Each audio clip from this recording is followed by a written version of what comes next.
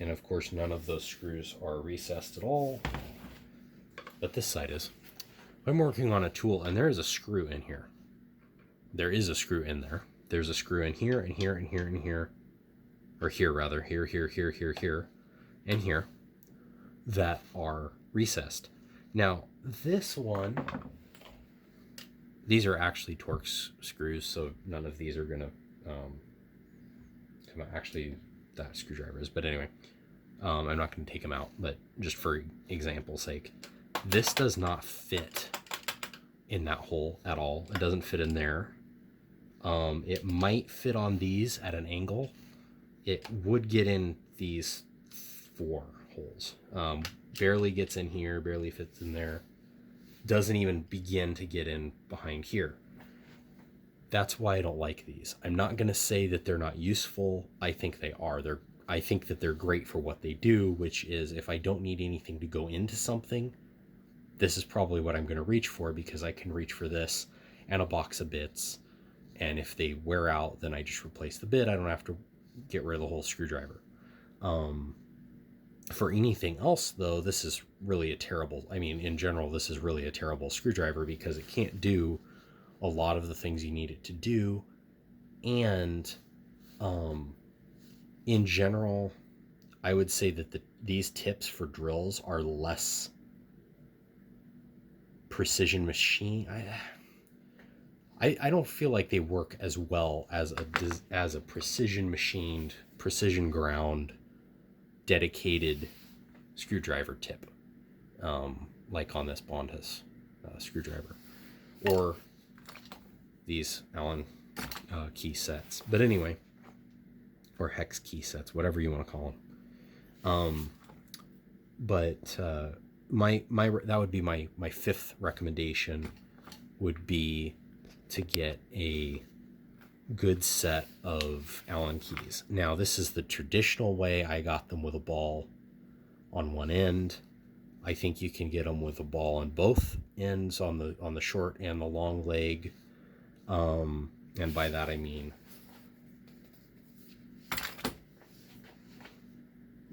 the short leg here and the long leg here. I'm gonna get rid of this because it's absolutely wrecking the background. So I believe you can get the Allen key set where it has a ball on here just like it does over here. I didn't get that because I didn't want to spend any extra money. And because there's times when I don't want a ball. For instance, I've had a couple situations where I didn't need it, and it was kind of a pain because I had to not only, turn the Allen key, but also, kind of hold it there too. So I couldn't get as much torque because I was concentrating on getting this ball to not just fall out, especially on the really tiny sizes, down to like, a 1/16 of an inch. Anything below an 1/8 of an inch, I'd say, is probably kind of sketchy with the ball. They put it on there. It's just when you actually go to use it, it's like there's really not very much surface area in that screw, and I could absolutely see this totally, stripping out the screw, and then you're messed, you've got problems. So if you get a set like these, if you can, I would get the plain, I would get 2 sets. I'd get the one that's plain on both ends, and then I'd get one that had a ball on both ends if you can. That's if you do this professionally, or you want to do this professionally, then that would be a good investment. But to begin with, I'd get these that it's got on, one each. It's got one that's a ball and one that's not, because they work fine for like 90% of what I do. It's just there's certain situations where the ball is just less than optimal. And there's also certain situations when the ball on this end won't fit and you need a ball, so you have to, fiddle around with it with the regular plain end. And you want to get the standard engine SAE, so it's a standard standard of the American engineers or something. I don't remember exactly. It's something standard engineering, and I think Americans in there. I don't remember exactly what it says, what it's called, but it's basically American engineers standard, which is the imperial system. It uses fractional inches. And then you've got your metric, which I don't know why it comes in a much nicer case, but it comes in a much nicer case. But anyway, and these are the metric. I don't know if these are labeled. I've never thought about that. Yeah, they are. At least the big ones are actually labeled. Bondhus 10 millimeter, made in USA, which is nice. I don't know how they label the tiny ones, or if they are labeled, but just put them back in the case, and that's not a problem if you lose them. I mean, it would be a problem if you lose them, but I'm just saying you won't. It's not like you're gonna do this, and it's like, oh no, which one is it? Which honestly, this is why I replaced these. I know for a fact that these are really cheap steel. I don't know where these were made. I don't know what steel they used. I don't know anything about these except that they're from around 2010 and they say Craftsman on them. And from what I know of other Craftsman things, they don't even, like they hired out for their machines. I don't know if they did that with the smaller tools like this, but who knows who made these, who knows what they used. I almost guarantee that nobody kept a record of where these were made that I'm going to be able to find. Maybe somebody in Sears corporate before they sold out, or even now maybe, but I'm not gonna waste time trying to find what these are actually made out of. But I've used these on we'll call it a kniff handle.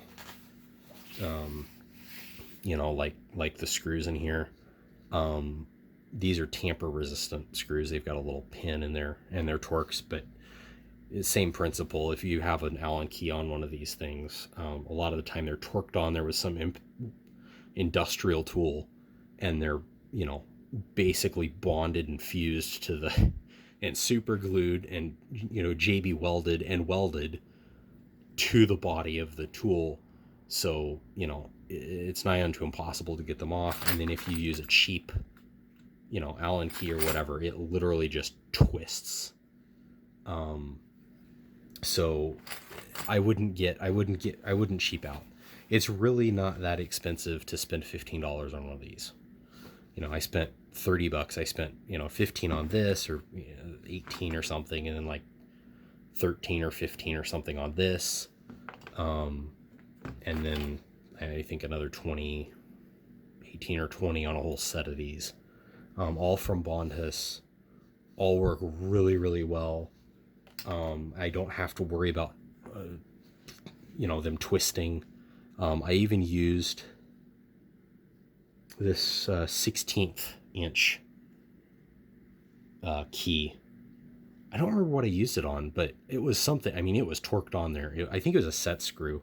It was really on there, and I'm like, oh, good grief! I'm gonna break a $1 tiny hex key. I'm not going to be able to buy a replacement without buying a whole kit or what. I don't know. They might sell them individually. I'm not sure. But anyway, I was worried about it. It just worked. Like, I was putting a ton of force. I was all the way. Let me get it out here. The only annoying thing with this is you have to like move all of these out to get the one tiny one, which is nice, I guess, because they hold it in there, but still, like, I'd think that they could have come up with a better system than this, but I don't know. Anyway, so I was out here, like, here's the thing I was working on, and I'm out here just reefing on it. I'm thinking this thing's gonna snap. There's no way. And then I actually had to move. I think I started on the ball end, which I don't even know if you can see that, but there is actually a ball end right here, on this tiny thing. I'd love to see the machine that made this, but anyway, Anyway, I was, twisting it this way, which, the longer a piece of metal is, the less, structurally sound it is, for a given number of, inch pounds or whatever of torque. If it's shorter, it's acts like it's a fatter piece of metal because it doesn't have as much length to twist. But it didn't twist. I think it did initially twist a little bit, but it hasn't stayed that way. I don't know if you can really see along that line. But it didn't stay twisted or bent or anything. So these are really good quality tool. If I had done that with some of the cheap ones that I've had before, they would have been twisted like a little piece of wet spaghetti. It would have just been sad. And then you have to go out and buy another set of them because that one's totally ruined. Maybe you get the screw off and maybe you don't. But you need a whole set of them because they don't sell them individually. Or if they do, then it costs almost as much as a cheap set to get them. But anyway, so that would be my fifth. I think it's the fifth recommendation is Allen keys that are good. And the same thing goes with Torx. Again, you can do, in this type of set where it's a key, you can do it like I did with an actual screwdriver handle on it. And the thing that's cool about Bondhus is they have, let's see if I can get them out here. In this set, they have a T25, okay? Then they have this little bitty, and this is the same set. This isn't two different sets. A little bitty T6 that isn't going to focus. Hello, there we go. T6.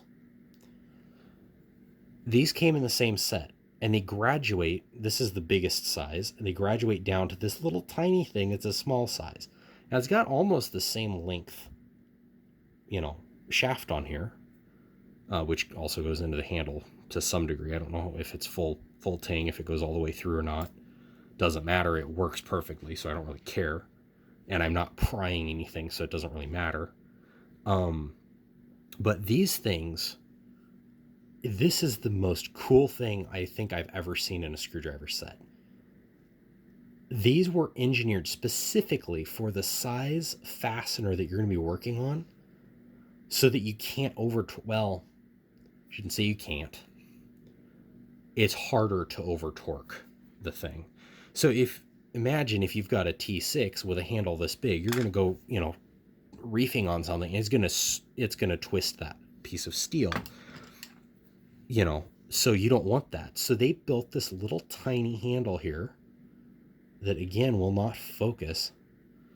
Oh my goodness. They built this little tiny handle that you honestly can barely get a grip on, but if you get a grip on it, it will unfasten any T6 bolt or screw that you come in contact with practically.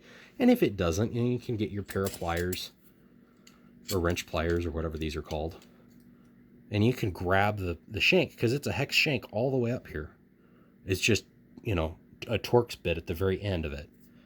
So if the Torx bit ever breaks on this, you could actually just grind this off, clean up the end, and then you've got a hex bit. But anyway, I don't know how well that would work. I don't know what size this shaft actually is or not. But in theory it would work. But anyway, if you really, really needed something, stuck on there and you don't mind breaking this, because it probably will, especially with something as small, you can grab that, and it's because it's not a round shaft, it's a hexagonal shaft. It's got flats that you can grab, and you can, add more leverage to it. Again, I wouldn't do that unless you absolutely have to get that screw off. There's no other way, and you understand the risk of that you're probably going to break this, or even this you'd probably break. But these are really, really good tools. I highly recommend them for Torx. But anyway, that's kind of the same thing.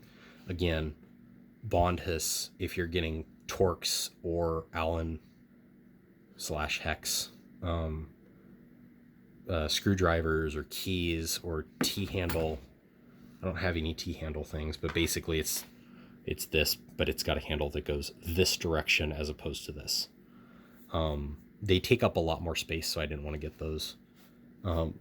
But anyway, whatever you're getting, get a good brand. Bondhus is great. And then just get whatever style you want. You know, if you want it to be really space saving, get these. If you want it to be really nice, fairly comfortable, but still be able to get into places, then I get these. And then if you just do stuff all the time, like these are Allen keys up here. If you just work on this kind of stuff all the time, where you can get at it basically, then I get the T handle, because that's a little bit more ergonomic for when you're wanting to torque something. But again, it's up to you, whatever you want to get. I just recommend getting a really good brand like Bondhus. Weehaw, Wera, probably okay. I've never used them, so again, I don't really know. I just heard, like, brand wise, they're pretty good. But just get a good one. Don't settle for the cheapo set, and especially don't get one that's mixed like this. This is the most stupid. I don't know who came up with this idea, but this is the most stupid design I've ever seen. Let's get, what is it? 20 pieces of metal that are a horror show to try and find. If I dumped it, I'd have to dump this out and go search for which one fits in the fastener, and it'd just be a pain. It's really dumb. I don't know why. And then if you lose one, you never know, because who counts, their Allen keys? If it's in this, it's like, oh yeah, I lost the 5/32 or the 16th or the ½ inch or whatever. This only goes up to 3/8, whatever. But you can see if you lost something, whereas this, it's like, I can't even see what's in here. I know what's in here because I know what's in here, but I can't actually see what's going on. But anyway, so I just don't get a mixed bag like this kind of thing. That's really stupid. I don't know who came up with that idea, but don't do that. Don't cheap out on things. Get decent ones. Even if you only have one planned use for something, it's worth getting something that's better quality if you can. If this is all you can afford, go ahead. But in reality, like this, if I bought this separately, this came with a whole set of stuff. If I bought this separately, it'd probably cost me $10. Even if it cost me if this cost me $8 and this costs me $15 or $12, or it's like between $12 and $15 for this, or it was when I bought it, there's no way that this is worth half of what this is worth. Because the first time you use one of the small ones, the bigger ones, it doesn't matter. But the first time you use one of these smaller ones for, a knife handle or anything like that, it's a really, really tiny set screw or something that somebody's torqued on there or that's rusted on there. The first time you use one of these small ones, it's going to just twist and be ruined. And, you can't fix that. This thing, it doesn't. Eventually sometime I'm gonna break one of these, or I'm gonna go too far with it, or something's gonna happen, and I'm gonna have to replace one of these. But I've done enough with these that I know that this is very, very unlikely to break under anything that I would consider normal use. Whereas these, every time I do anything with, like cleaning out a knife or anything like that, I expect a cheap Allen to just twist and be absolutely useless. So that would be my recommendation. Get good ones and get a full set of, a reasonably full set of metric and a reasonably full set of Allen, or of standard imperial sizing. And that would be my thing. And then if you want the Torx, go ahead and get the Bondhus. They also sell it in these kind of packages, or they sell both of them with handles. I think they sell both of them with T-handles too.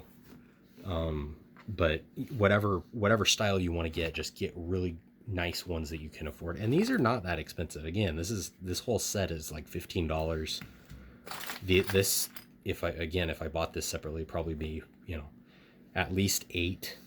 And I could see this being 10 or 12, where, it's like $5 more. This is not going to hurt, like $10 between two sets of things.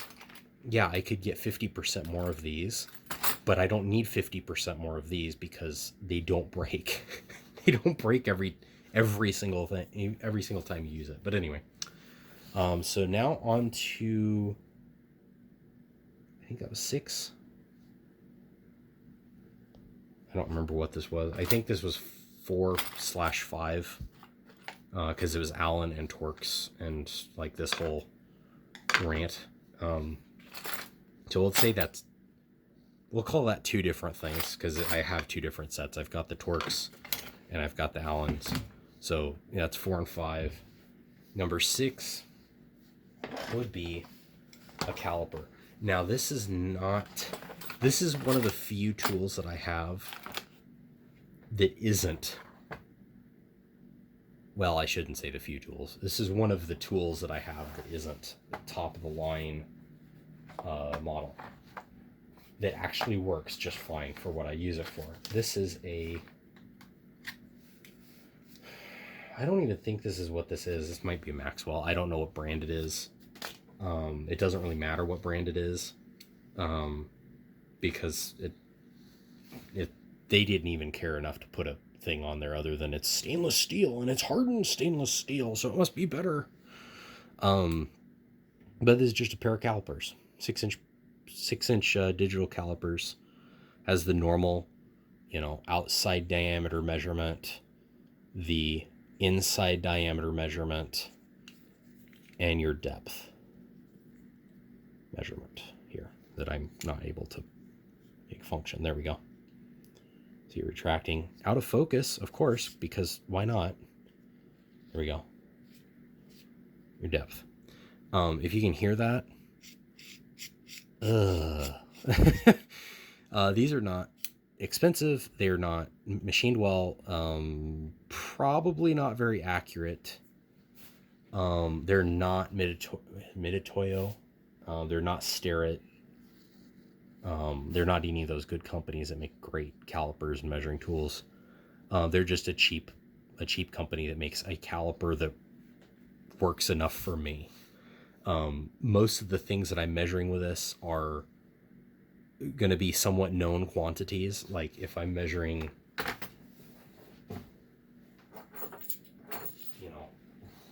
of course I grab exactly the 2 that are the same size.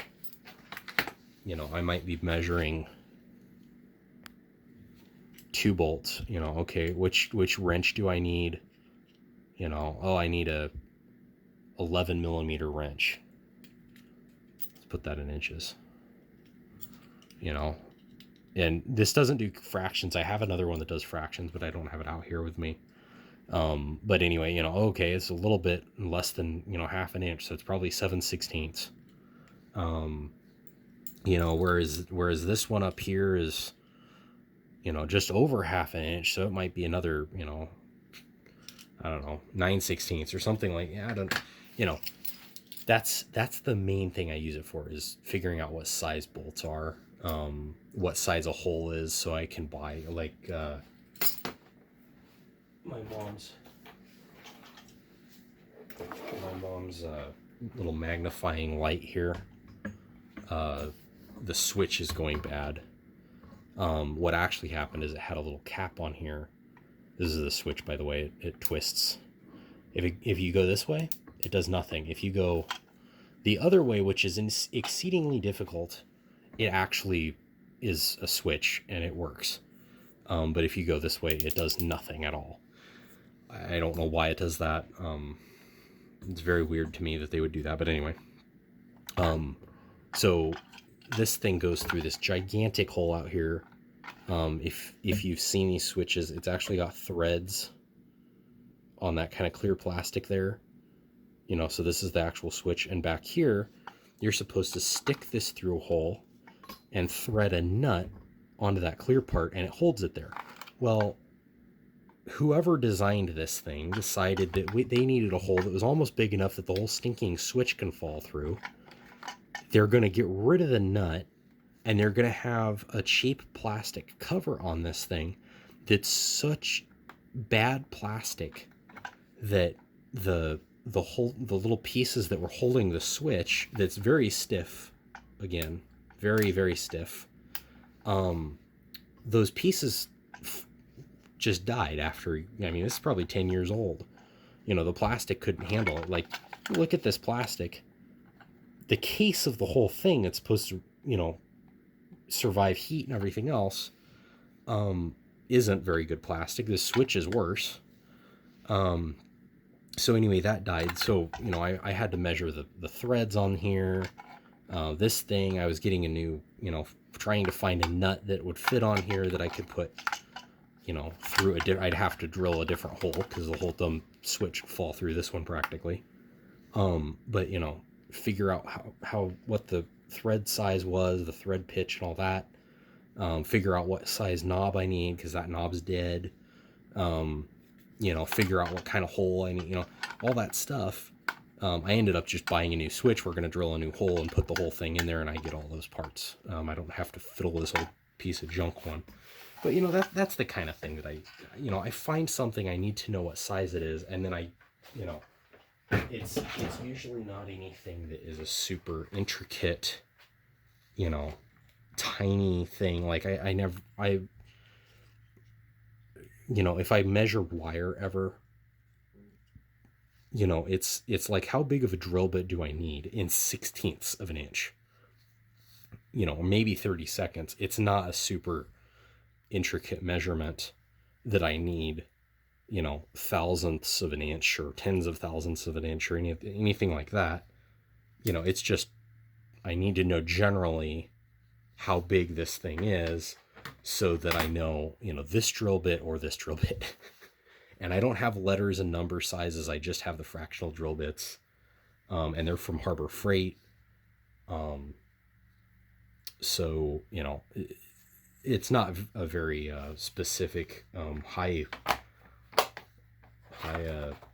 importance thing that I get something can measure super, super tiny details and everything. But anyway, that would be my fifth. No, my sixth, because we're kind of, anyway, that'd be my sixth gift idea, would be a pair of calipers. You only have to spend about $15. You can get them on Amazon for, again, like $15 or something. Just look for one that has good ratings. Avoid any of them that's like a set of them or anything like that, unless it's a really good company like Mitutoyo or Starrett. And in that case, you'll pretty much understand why they're good quality, because to get a caliper from either one of those companies is $100 and up. To get a set of measuring tools from them is probably $300 and up.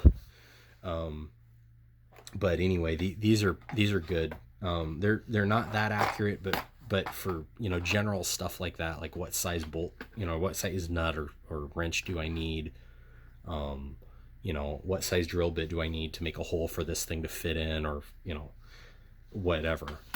Basically, you know, that for that kind of thing, this is good. If you do that and you're not in, you know, some place where they use metrics, because the metric system, man, I can't talk today.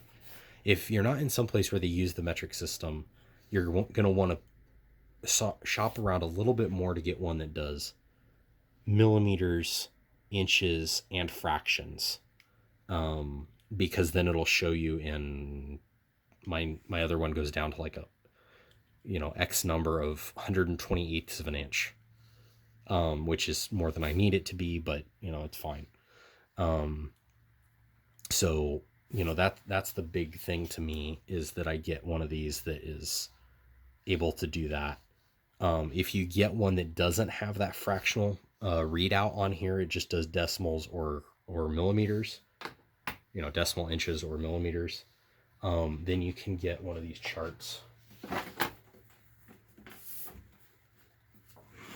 doesn't have to be from Tecton.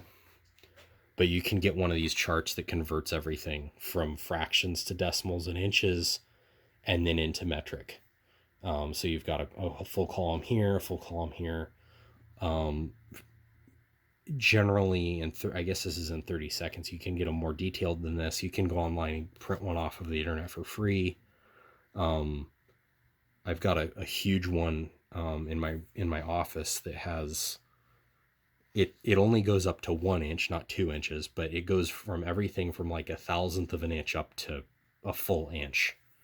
And so, it's really for machinists. But if you have something like this, you don't want to spend the extra $5 or $10. You could just go print one of these off the internet and get that. I got this because it was like $4 from Tecton. I was already doing an order.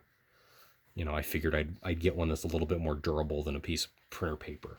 This one's actually magnetic, so that's, kind of nice too. It's one of these cheapo, like, tape magnet tape things.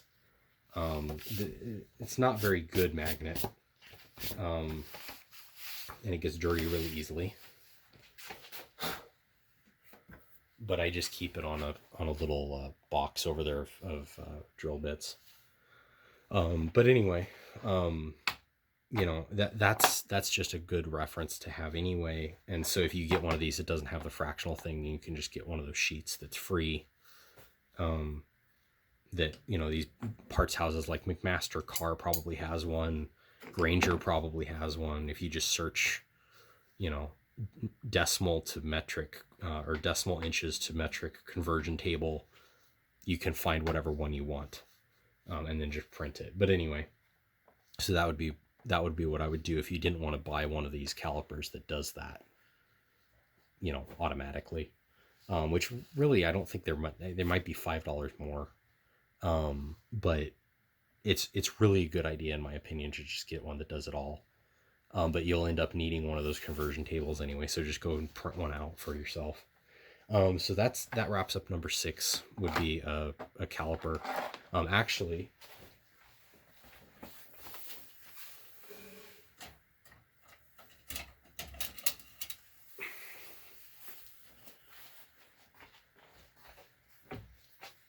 you can get these two. This is one from Harbor Freight. It's super cheap, but it works.